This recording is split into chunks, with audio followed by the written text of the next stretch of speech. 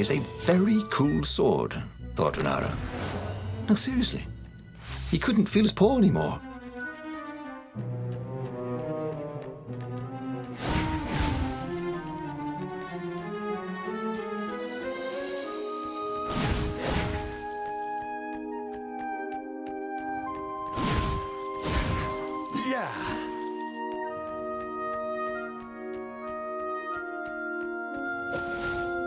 Renato wondered if his future self had commissioned these poles.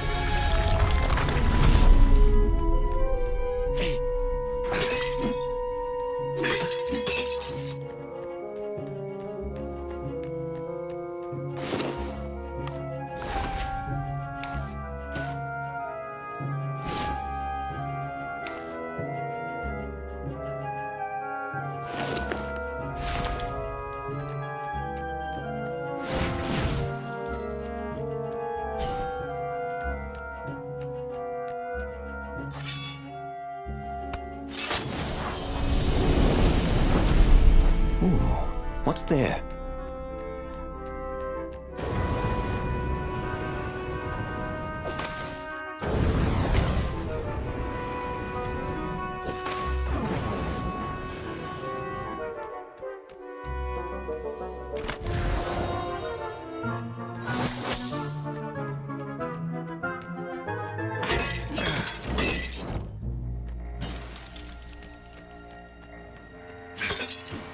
It wasn't his fault.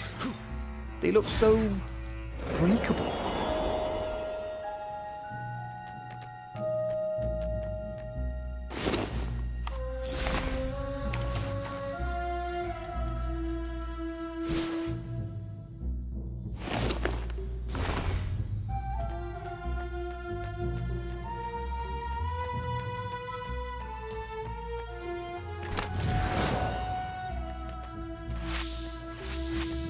Who made all these ore chests anyway? Well, you could have quite a business doing that. What exactly was Lupino up to this time? You could see the wheels spinning inside his head. They made Renato dizzy, in fact.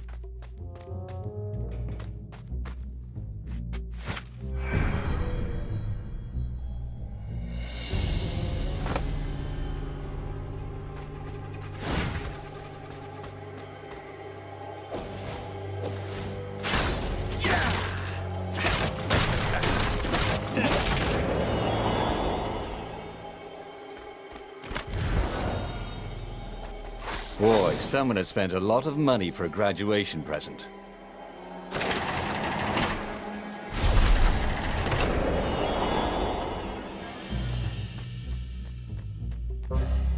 So, what's this plan of yours? Use me as bait, said Lupino. And he outlined a slightly complicated plan that involved geese, a net, setting the Farfarer a little bit on fire, Lupino dressing as an old blind toad, and Renato hiding inside a monstrous watermelon. What could possibly go wrong? Thought Renato.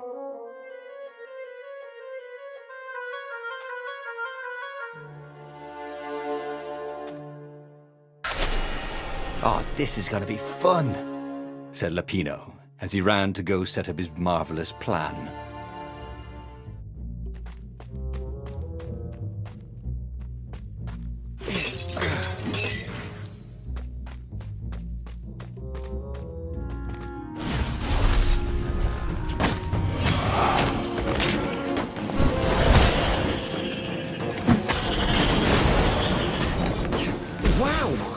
I heard.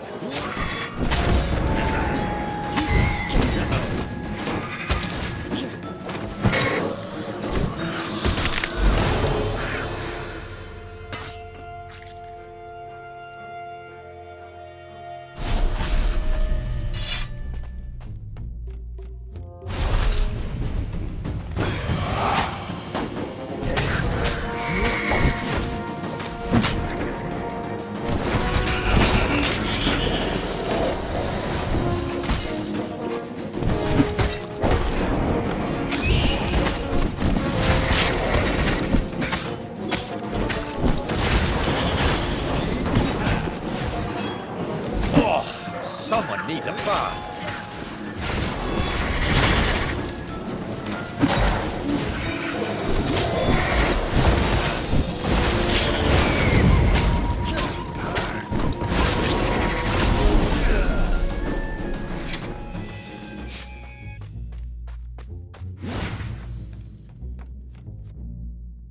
Renato felt dubious about the whole plan.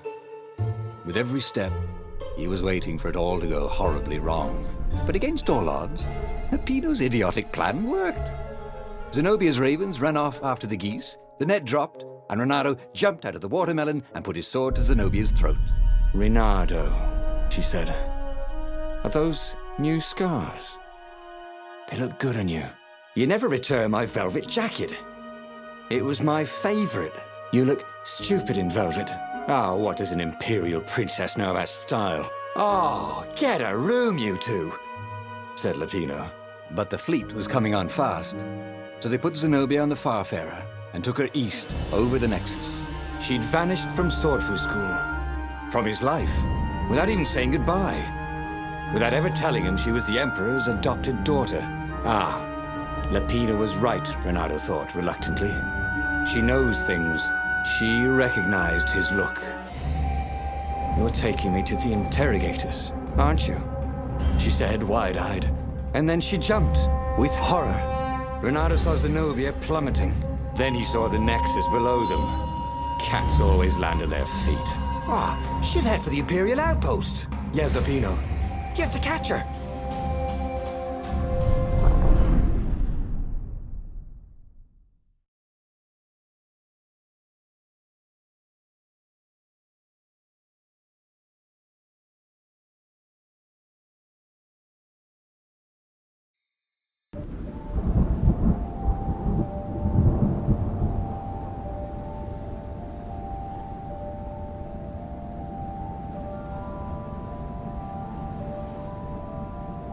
Cats can run faster, but foxes can run longer.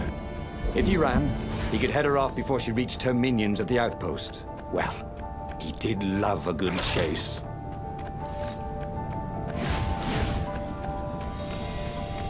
What else could you hook?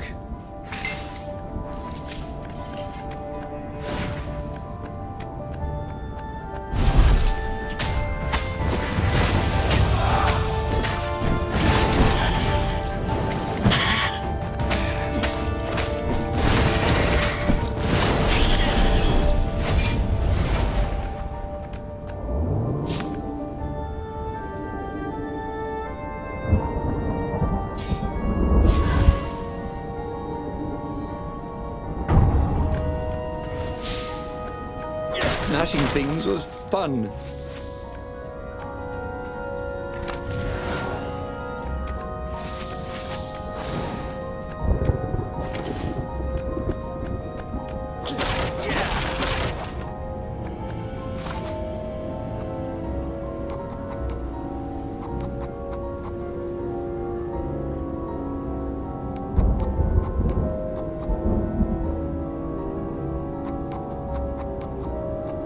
You always wanted to do that.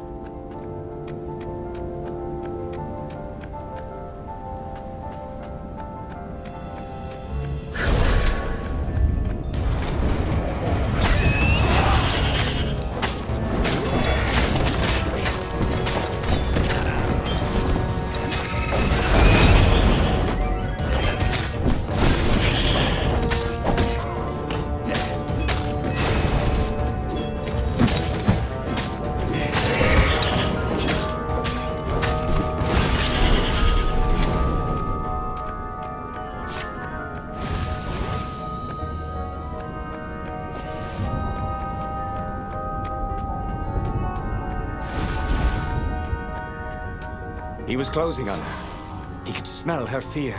He tried not to think about the interrogators at the secret base. What they'd do to her. Maybe it didn't have to end that way.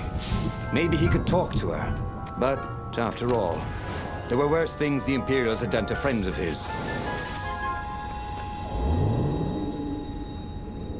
Renato had always wanted a flying carpet.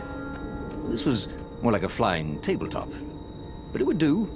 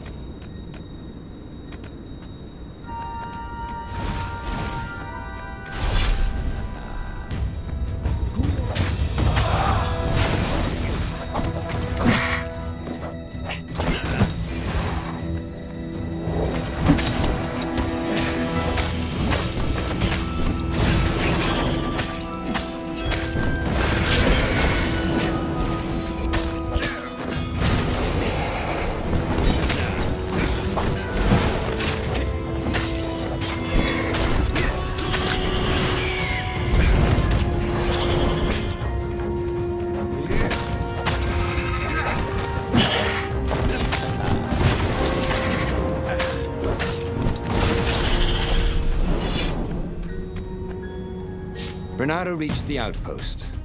The Imperials there were no match for him. Soon after, Zenobia limped up the path. When she realized he was already in front of her, she didn't even try to run. Oh, you left without saying goodbye. Again, he said, "Please, I'm enjoying this a little too much," she said, shaken. "Oh, spare us the chit-chat, would you?" said Lapino as he shackled her hands so she couldn't throw spells. She knows all his plans. All the way back to the Farfarer, Lapino nagged Renato about how the interrogators would pry all the intel out of Zenobia. How that would turn the tides in the imminent battle. All they had to do was take her to the rebel secret base. Renato didn't like to think about what the interrogators would do to her. Couldn't he just talk to her?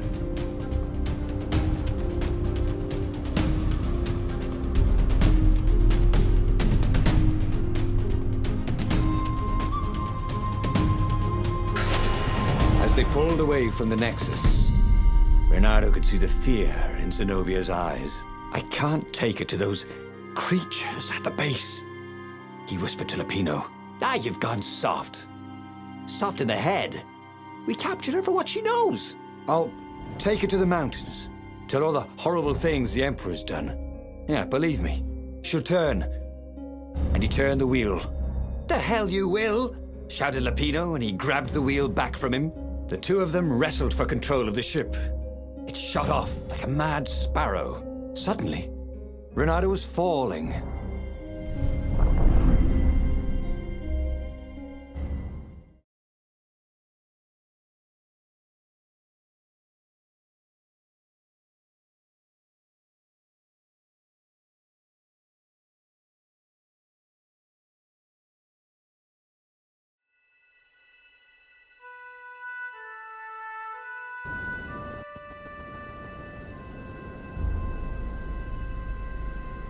When he came to, Zenobia was standing over him. "Why didn't you take me to the base to be interrogated?"